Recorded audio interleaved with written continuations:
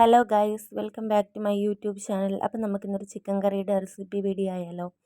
അപ്പോൾ അതേ ആദ്യം ഒരു ഉരുളിക്കകത്തോട്ട് കുറച്ച് വെളിച്ചെണ്ണ ഒഴിച്ച് കടുക് പൊട്ടിച്ച് പിന്നെ കടുക് പൊട്ടി വന്നപ്പോൾ നമ്മൾ രണ്ട് കറിവേപ്പിലയാണ് കേട്ടോ, അതും ഇട്ട് അതൊന്ന് വഴറ്റി വരുമ്പോഴത്തേക്കിനും നമ്മൾ നേരത്തെ അരിഞ്ഞ് വെച്ചിരുന്ന സവാളയാണ് കേട്ടോ.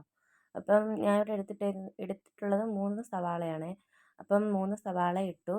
പിന്നെ കുറച്ച് കൊച്ചുള്ളിയാണ് കേട്ടോ, അതും കഴുകി നല്ല വൃത്തിയാക്കി വെച്ചതാണ്. അപ്പോൾ അതും ഇട്ട് നല്ലതുപോലെ ഒന്ന് വഴറ്റി കൊടുക്കണം കേട്ടോ. ആ ഉള്ളിയൊക്കെ ഒന്ന് വഴണ്ട് വരുന്നത് വരെ. അപ്പം അതൊന്ന് വഴണ്ട് വരാൻ വേണ്ടിയിട്ട് നമുക്ക് ആവശ്യത്തിന് ഉപ്പും കൂടി ഇട്ട് കൊടുക്കാം. അപ്പോൾ അതേ നമ്മൾ ഉപ്പൊക്കെ ഇട്ട് കൊടുത്തിട്ട് കുറച്ചും കൂടെ ഇളക്കുന്നുണ്ട് കേട്ടോ. അപ്പം അത് ആ ഉപ്പും ഇടുമ്പോഴത്തേനും നല്ല കണക്ക് വഴണ്ട് വരും. പിന്നെ അതിലേക്ക് ആവശ്യത്തിന് ഇഞ്ചിയും വെളുത്തുള്ളിയും പച്ചമുളകും കൂടെ ചതച്ചതാണ് കേട്ടോ. അപ്പം അതും ഇട്ട് കൊടുത്തു. അതിൻ്റെയൊക്കെ ഒരു പച്ചമണം മാറുന്നത് വരെ നല്ലപോലെ ഇളക്കി കൊടുക്കണം. പിന്നെ അതിന് ശേഷം ഒരു തക്കാളി, ഇത് ചെറുതായിട്ട് അരിഞ്ഞതാണ് കേട്ടോ. അപ്പോൾ അതും അതിലേക്ക് ഇട്ട് കൊടുത്ത് ഒന്ന് ഇളക്കി കൊടുക്കണം. അപ്പം അതും നല്ലപോലെ ഒന്ന് തക്കാളി വെന്തുടയുന്നത് വരെ ഇളക്കി കൊടുത്തതിന് ശേഷം നമുക്ക് ആവശ്യത്തിന് മഞ്ഞൾപ്പൊടി ഇട്ട് കൊടുക്കാം. അതിന് ശേഷം അതൊന്ന് ഇളക്കി കൊടുക്കണം. പിന്നെ കുറച്ച് കുരുമുളക് പൊടി ഇട്ട് കൊടുക്കണം. പിന്നെ നമുക്ക് ഇട്ട് കൊടുക്കേണ്ടുള്ളത് മസാലപ്പൊടിയാണ് കേട്ടോ.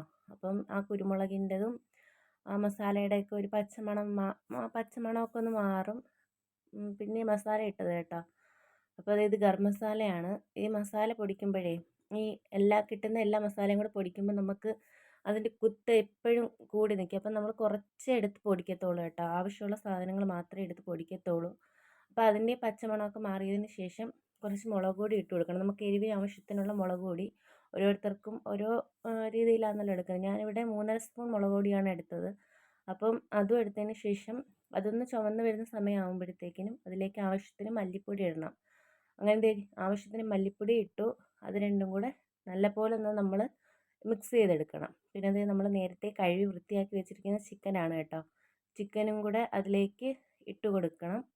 അത് ഇട്ട് കൊടുത്തിട്ട് ആ മസാലയും ആ ചിക്കനും കൂടെ നല്ലപോലെ ഒന്ന് യോജിച്ച് വരുന്നത് വരെ ഇളക്കി കൊടുക്കണം കേട്ടോ. ആ മസാലയും ആ ചിക്കനകത്ത് നല്ലപോലെ യോജിക്കുന്ന വിധത്തിൽ.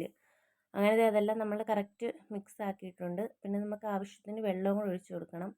ചിക്കനകത്ത് ഓൾറെഡി വെള്ളമുണ്ട് കേട്ടോ. ഞാൻ ഇപ്പോൾ വെള്ളം ഒഴിച്ചപ്പോൾ ഇച്ചിരി കൂടിപ്പോയി വെള്ളം. ഇത് ഞാൻ ആദ്യമായിട്ടാണ് കേട്ടോ ചിക്കൻ കറി വെക്കുന്നത്. എനിക്കിതിനെപ്പറ്റി വലിയ ഐഡിയ ഒന്നുമില്ല. അങ്ങനെ ഞാനാണെങ്കിൽ സെറ്റായി കേട്ടോ നമ്മുടെ ചിക്കൻ കറി.